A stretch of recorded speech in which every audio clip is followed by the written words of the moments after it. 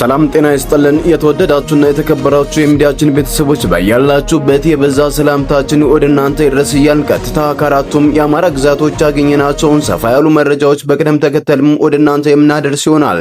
እናንተም ድምጻችን ለዓለም እንዲሰማ ላይክ፣ ሼር እንዲሁም ሰብስክራይብ በማድረግ ቤተሰብ ይሁኑ እያልን ቀጥታ ወዳገኘናቸው መረጃዎች አለፍን።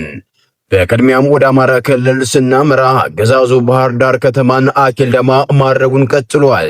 በአማራ ሕዝብ ላይ የዘር ጭፍጨፋ እየፈጸመ ያለው አገዛዙ ምንም አይነት የፖለቲካ ተሳትፎ የሌላቸውን የሕክምና ዶክተሮችን፣ የንቁ አማራዎችንና ባለሀብቶችን በየቀኑ ከቤታቸው እየወተተ እያወጣ ማረዱንም ቀጥሏል። በመሆኑም ትናንት በቀን 26 ቀን 2018 ዓ.ም ዶክተር ጸጋሁን ስሜ የሚባልን በምስራቅ ጎጃም የደብረ ወርቅ ተወላጅና የባህር ዳር ከተማ ቀበሌ 14 ነዋሪ እንዲሁም የአማራ ክልል ጤና ቢሮ ሰራተኛ የነበረውን ጠዋት ስራ ለመግባት በጉዞ ላይ ያለም በአገዛዙ ወታደሮችም ይያዛል። የአገዛዙ ወታደሮች ከያዙት በኋላ ወደ ቤቱ መልሰው በመውሰድ በቤቱ ፍተሻም ያደርጋሉ። ቤቱን በመፈተሽ ምንም ነገር ያላገኙት ወታደሮቹም ዶክተር ጸጋሁንን ወደ ቤዛዊት ቤተመንግስት አካባቢ ወስደው መግደላቸውም ተሰምቷል። የአገዛዙ ወታደሮች ዶክተር ጸጋሁንን በአሰቃቂ ሁኔታ ከገደሉም በኋላ በማናለብኝነት በራሱ ስልክ ለባለቤቱ በመደወል አስከሬኑን እንድትወስደም ይነግሯታል። ዶክተር ጸጋሁን ምን እንዳነጋገረው ባይታወቅም ከሳምንት በፊት የአማራ ክልል ጤና ቢሮ ኃላፊው የሆነው አብዱልከሪም መንግስቱ ለብቻው ቢሮ እንዳነጋገረውና ከቢሮ ሲወጣም ጥሩ ስሜት እንዳልነበረው ጓደኞቹም ይናገራሉ። ቤቱ ሲፈተሽም ምንም አይነት መረጃ እንዳልተገኘና የአገዛዙ ወታደሮችም የወሰዱትን ማስረጃ እንደሌለ የዶክተር ጸጋሁን ቤተሰቦችም አረጋግጠዋል። በመጨረሻም የፖለቲካ አመራሮች አረጋ ከበደ፣ አብዱ ሁሴን፣ የርጋ ሲሳይ፣ አብዱልከሪም መንግስቱና ጎሹ እንዳላማው እንዲሁም የጸጥታ አመራሮች ማመር ተሰማ፣ እሸቱ የሱፍና ዘላለም መንግስቴ ብሎም ሌሎች ግብረ አበሮቹ በዚህ የንጹሃን ግድያ ዋጋ እንደምትከፍሉ ልታውቁትም ይገባል። ለዶክተር ጸጋሁን ቤተሰቦችና ወዳጆች ዘመዶችም መጽናናትንም እንመኛለን። በተመሳሳይ መረጃም ወደ ድል ዜናዎች እናመራለን። ንጉስ ሚካኤል ኮር መብረቅ ክፍለ ጦር ወግዴ ወረዳ ዙሪያ ከባድ ተጋድሎ በማድረግ ታላቅ ድልም አስመዘገቡም።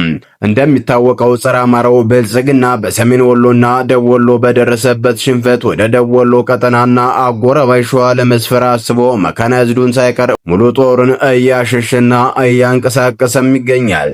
ከዚህ ጋር ተያይዞም በዛሬው ዕለት ሙሉ ኃይሉን ሰብስቦ በወግዴ ወረዳ አድርጎ ወደ ሸዋ ለመውጣት የሞት ሽረት ከባድ ትንቅንቅ ለማድረግ ቢሞክርም መብረቆቹ የሚቀያይረውን ኃይል ሙሉ በሙሉ በሚባል ሁኔታ በመምታት ታላቅ ድልም ፈጽመዋል።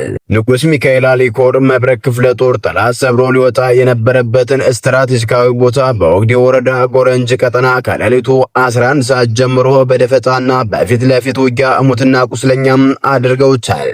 በነበረውም ተጋድሎ ጠላትን ምድር ገበያ ላይ የገባው ኃይል በደፈጣ ሙሉ በሙሉም ሲደመሰስም መልሶ ቢደራጅም በድጋሚ ላላና ጋምሳ ከተባሉ ቦታ ላይ በተሰነዘረበት የፊት ለፊት ማጥቃት የብልጽግናው ሰራዊት ላይ ከፍተኛ ጉዳት በማድረስ ካሰበበት ቦታ ሳይደርስም ወደኋላ በከባድ ኪሳራ ለመመለስም ችሏል።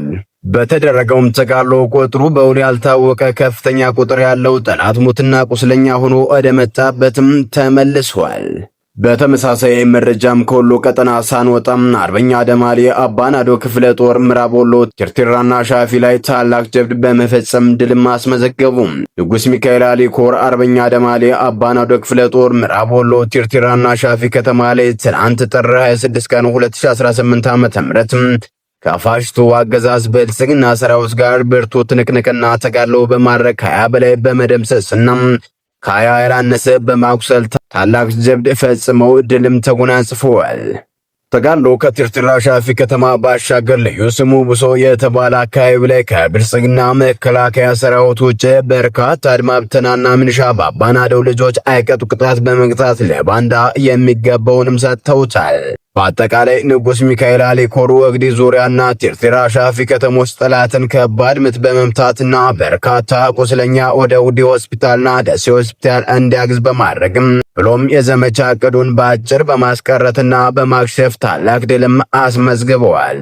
በተያያዘ መረጃም ወደ ውጭ ዜናዎች እናመራለን። ኤርትራ ለጠቅላይ ሚኒስትር አብይ አህመድ ንግግር ምላሽ ሰጠች። የጠቅላይ ሚኒስትር አብይ አህመድ የኢትዮ ኤርትራ ግንኙነት መሻከሩን በተመለከተ የሰጡት ማብራሪያ ተከትሎ የኤርትራ ማስታወቂያ ሚኒስትር ጠንካራ የቃላት ትችት የዘነዘረበትን መግለጫ አውጥቷል። የኤርትራ ማስታወቂያ ሚኒስትር አቶ የማነ ገብረ መስቀል በሰጡት ምላሽም የኢትዮጵያ ገዢ ፓርቲ የይስሙላ ፓርቲ ሲሉም ጠርተውታል። ጠቅላይ ሚኒስትሩ የሰነዘሩት ክስ ርካሽና ጸያፊ ውሸት ነው ያለው መግለጫው ቀደም ሲል ለኤርትራ ጦር የከፍተኛ ጀግንነት ሜዳሊያና ምስጋና ሲያሽጎደጉዱ እንደነበርም አስታውሰዋል።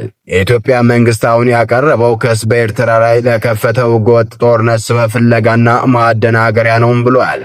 ጠቅላይ ሚኒስትሩ በንግግራቸው የጎላን ተራራ እንደ ማነጻጸሪያ ወይም ማምሳያ መጥቀሳቸው በኤርትራ ላይ ያላቸውን ቀስቃሽና ወራሪ አጀንዳ የሚያሳይ ነው ሲልም ኮንኗል።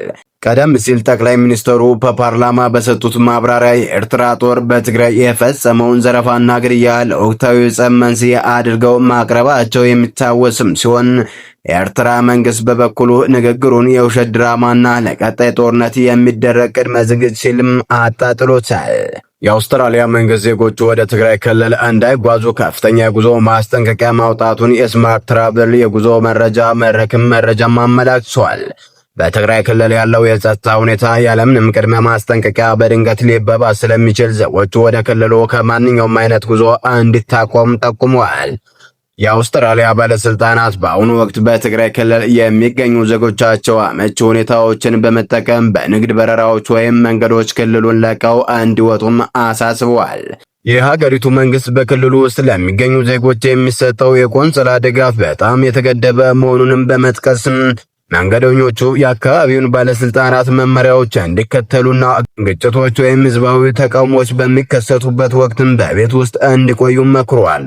ከትግራይ ክልል በተጨማሪ የአውስትራሊያ መንግስት ዜጎች ወደ አማራ ክልል፣ ቤንሻንጉል እንዲሁም ጋምቤላ ክልሎች እንዲሁም ከኤርትራ፣ ከሱዳን፣ ከደቡብ ሱዳን፣ ከኬንያና ከሶማሊያ ጋር በሚያዋስኑ የድንበር አካባቢዎች ጉዞም እንዳያደርጉም አሳስቧል። የሙአመር ጋዳፊ ልጅ ሰይፍ አሊ ኢስላም ጋዳፊ መገደሉ ተሰምቷል። የቀድሞ የሊቢያ መሪ ሙአመር ጋዳፊ ልጅና የአባቱ ተተኪ ተደርጎ ይታይ የነበረው ሰይፍ አሊ ኢስላም ጋዳፊ በሊቢያ ዚታን በሚገኘው መኖሪያ ቤቱ መገደሉ ተሰምቷል።